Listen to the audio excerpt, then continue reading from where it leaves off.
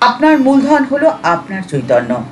মাথা উঁচু করে আপনাকে কথা বলতে হবে জগৎকে, যে যতই আপনার পেছনে লাগার দুঃসাহস করুক না কেন, তারা দেখবেন ধীরে ধীরে আপনার কাছ থেকে পিছু হটে যাচ্ছে। কিন্তু জগৎকে বলার আগে আগে তো আপনাকে নিজেকে ভাবতে হবে, নিজেকে বিশ্বাস করতে হবে।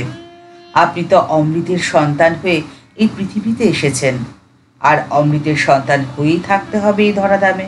কোনো অবস্থাতেই ভেঙে গেলে চলবে না, হেরে গেলে চলবে না, ভয় পেলেও হবে না।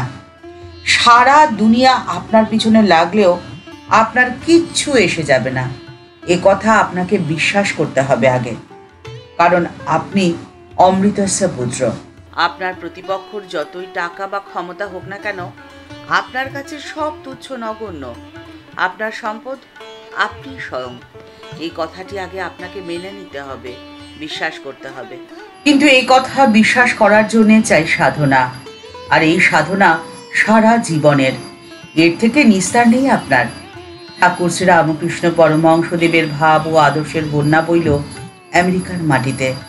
15ই সেপ্টেম্বর 1893 সাল বিশ্ব ধর্ম মহাসভার মঞ্চে দাঁড়িয়ে ঠাকুরের আদরের নরেন উপহার দিয়েছিলেন উপমন্যুকের গল্প বিশ্ববাসীকে। ব্যাঙের গল্প আঘাত করেছিল সংকীর্ণতাকে, ভেদ বুদ্ধিকে, মানুষের ক্ষুদ্রতাকে। আধুনিকতার ছদ্মবেশের আড়ালে রয়েছে এক বন্দি জীবন, ক্ষুদ্র ক্ষুদ্র ভাবনার বেড়াজালে নিজেদেরকে বন্দি করে রেখে নিজেকে নিশ্চিন্ত নিরাপদ মনে করা। এই ভুল শুধরে নেওয়ার সময় তো এসে গেছে। কিন্তু এই ভুল আপনি কিভাবে শুধরে নেবেন? কোন পথে নিজেকে পরিচালিত করবেন? আপনার শক্তি, আপনার বুদ্ধি আপনি কিভাবে প্রয়োগ করবেন বাস্তব জীবনে? মৃত্যু দেবতা যমরাজ যখন নচিকেতাকে প্রচুর ধন সম্পত্তি দিতে চাইলেন, তখন নচিকেতা মৃত্যু দেবতাকে উত্তর দিয়েছিলেন যে আপনি যে সমস্ত জিনিস দিতে চাইছেন সেগুলো তো সবই ক্ষণস্থায়ী, আগামীকাল পর্যন্ত থাকবে কিনা সন্দেহ। আর এইসবের থেকে পাওয়া সুখও বাস্তবে তো সুখ নয়, উল্টে বরং দুঃখ।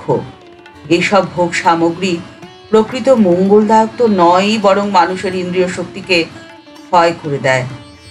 আপনি আমাকে দীর্ঘ জীবন দিতে চাইলেন, কিন্তু তাও তো অনন্তকালের তুলনায় অতি সামান্য। নচিকেতা যমরাজকে বলছেন, আপনি তো জানেন যে ধনের দ্বারা মানুষ কখনো তৃপ্ত হয় না। আগুনে ঘি ঢাললে আগুন আরও তেজে দাও দাও করে জ্বলে ওঠে। ঠিক একই রকম ভাবে ধন এবং ভোগের প্রাপ্তিতে ভোগ বাসনা তো আরও বেড়ে যায়। এখানে তৃপ্তি কোথায়? সেখানে তো দিন রাত শুধুই অপূর্ণতা, ফলে সবসময় জ্বলে পুড়ে মরতে হয়। কাজেই ওরকম দুঃখদায়ক ধন এবং ভোগ কোনো বুদ্ধিমান মানুষ চাইতে পারে না, চায়ও না। তবে জীবন রক্ষার জন্য বা জীবন ধারণের জন্য যতটুকু ধনের প্রয়োজন, ততটুকু ধন আমি পেয়ে যাব আপনার দর্শনের মধ্যে দিয়ে, এটুকু বিশ্বাস আমার রয়েছে। কিন্তু ঈশ্বরের নাম করে হাত পা গুটিয়ে বসে থাকা, নিজের দায়িত্ব কর্তব্যকে অবহেলা করা, আর ধর্মের নাম করে পাপ করা, ব্যভিচারে লিপ্ত হওয়া, এরও তীব্র বিরোধিতা করেছিলেন ঠাকুর। একদিন দক্ষিণেশ্বর মন্দিরে ঠাকুরের ঘরে ভক্তদের সাথে ঠাকুর কথাবার্তায় ব্যস্ত। কথাবার্তা চলছে, এমন সময় কতকগুলো বাঙালি ভদ্রলোক ঘরের মধ্যে এসে ঠাকুরকে প্রণাম করলেন এবং আসন গ্রহণ করলেন। তাদের মধ্যে একজন ঠাকুরের পূর্ব পরিচিত। এরা তন্ত্রমতে সাধন করেন, পঞ্চমকার সাধন। ঠাকুর অন্তর্যামী, তাদের সমস্ত ভাব তিনি বুঝে গেছেন। তাদের মধ্যে একজন ধর্মের নাম করে পাপ করেন, এ কথাও তিনি শুনেছেন। সেই ব্যক্তি একজন বড় মানুষের ভাইয়ের বিধবার সাথে অবৈধ সম্পর্কে লিপ্ত, ধর্মের নাম করে তার সাথে পঞ্চমকার সাধন করে, এই কথাও ঠাকুরের কানে এসেছে। ঠাকুর উপস্থিত ভক্তদের বলছেন যে অচলানন্দ কোথায় গা? আমার সন্তান ভাব। কিন্তু অচলানন্দ এখানে এসে মাঝে মাঝে থাকতো আর খুব কারণ পান করত। আমার সন্তান ভাব শুনে জিদ ধরল, জিদ করে বলতে লাগলো, স্ত্রীলোক নিয়ে বীরভাবে সাধন তুমি কেন মানবে না? শিবের কলম মানবে না কেন? শিব তো তন্ত্র লিখে গেছেন, তাতে সব ভাবেরই সাধন রয়েছে, বীর ভাবেরও সাধন আছে। অচলানন্দ ছেলেপিলের খবর নিত না, আমায় বলতো ও ছেলেপিলেদের ঈশ্বর দেখবেন, এ সব ঈশ্বরের ইচ্ছে। আমি শুনে চুপ করে থাকতুম, এ কি হীন বুদ্ধিগা! মোকদ্দমা জিতবো, খুব টাকা হবে, মোকদ্দমা জিতিয়ে দেব, বিষয় পাইয়ে দেব, এই জন্যে সাধন? এ যে ভারী হীন বুদ্ধির কথা গা। টাকায় খাওয়া দাওয়া হয়, একটা থাকবার জায়গা হয়, ঠাকুরের সেবা হয়, সাধু ভক্তের সেবা হয়, সামনে কেউ গরিব পড়লে তার একটু উপকার হয়, এই সব হলো টাকার সদ্ব্যবহার। ঐশ্বর্য তো ভোগের জন্য নয়, দেহের সুখের জন্যেও টাকা নয়, লোকমান্যের জন্যেও টাকা নয়। তোমরা সংসারে আছো তার জন্য টাকা রোজগার করবে বই কি, কিন্তু টাকার সদ্ব্যবহার করবে। কিন্তু এমন কিছুই করো না যাতে মনটি ময়লা হয়ে যায়। আর এর জন্য যেটি দরকার তা হলো সবল মস্তিষ্ক আর নিরর্থক ভাবনামুক্ত পরিষ্কার মন।